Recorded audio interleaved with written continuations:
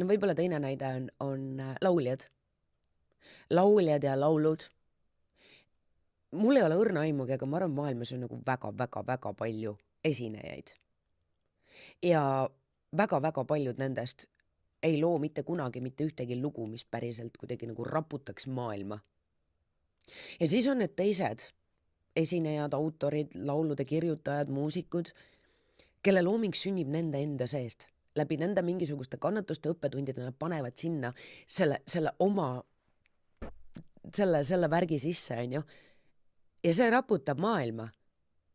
Ja see on see, mida inimesed lähevad otsima. Ma arvan, Taylor Swift on päris hea näide sellest, on ju.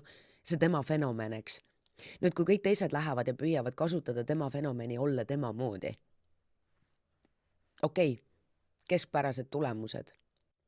Aga kas sa tahad elada nagu kellegi särava inimese keskpärase koopiana, kui sul on võimalik elada parima versioonina iseendast ja ma tean, et see kõlab klišeena,